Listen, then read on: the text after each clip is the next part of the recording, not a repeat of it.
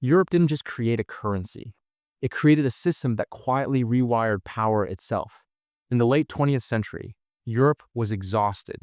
Two world wars had torn the continent apart, not just physically, but psychologically. Borders were scars. Currencies were reminders of mistrust. And every economic crisis threatened to drag old enemies back into conflict. So European leaders came up with a radical idea. What if money, the very thing nations fight over, could be shared? One currency, one system, one future. It sounded peaceful. It sounded modern.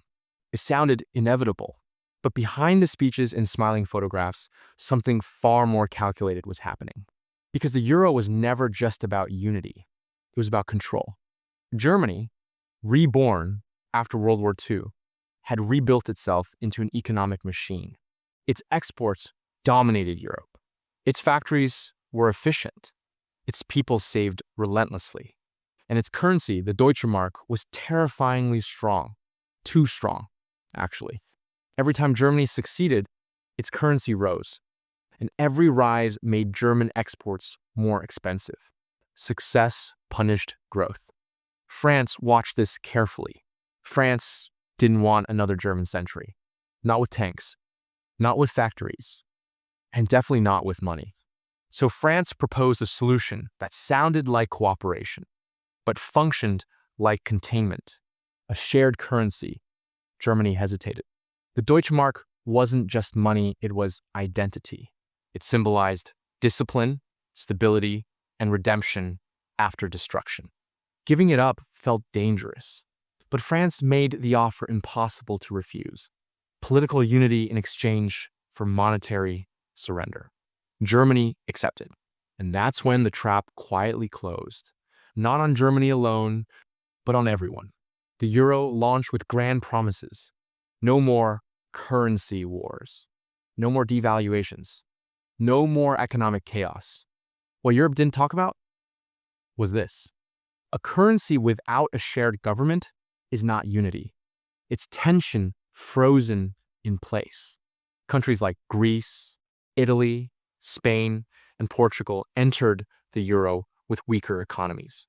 Different cultures, different productivity levels, different habits around debt and spending. But now they all shared the same interest rate, the same currency value, the same monetary rules. At first, it felt amazing. Cheap credit flooded Southern Europe. Borrowing became effortless. Growth felt endless. But cheap money has a price. It hides risk. It rewards illusion. Meanwhile, Germany thrived. The euro was weaker than the Deutsche Mark would have been. German exports became artificially cheap. Factories roared. Trade surpluses exploded. Germany didn't cheat. It followed the rules perfectly. That was the problem, because the rules weren't neutral. They were asymmetrical. Germany gained competitiveness without sacrifice. Southern Europe lost flexibility without compensation, and no one noticed until the crisis came. When the global financial crash hit, the illusion shattered. Countries in the Eurozone couldn't devalue their currency. They couldn't print money. They couldn't control interest rates. They were trapped. Debt exploded. Unemployment soared. Social unrest followed.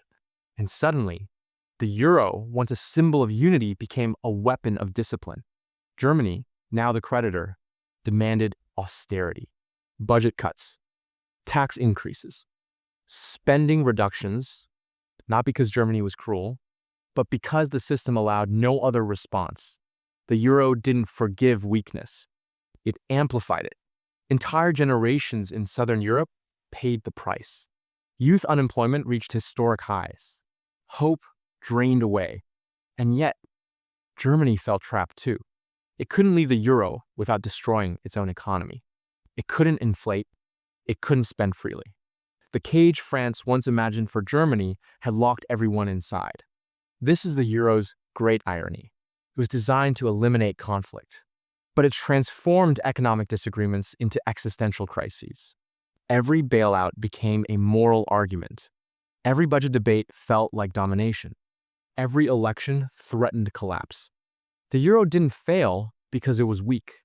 It failed because it was too rigid.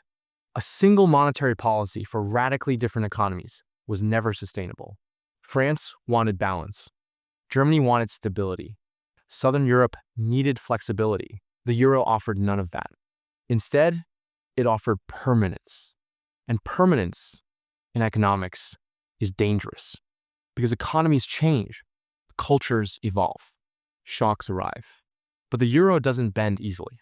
And so Europe lives in a paradox: too integrated to separate, too divided to function smoothly. The euro survived, but survival isn't success. It is a system constantly negotiating its own contradictions. France tried to limit German dominance. Germany tried to preserve stability. Both succeeded and both failed. The euro didn't create unity.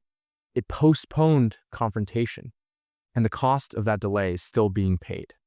Because the real question was never whether Europe could share a currency. The real question was whether Europe could share consequences. And that question is still unanswered.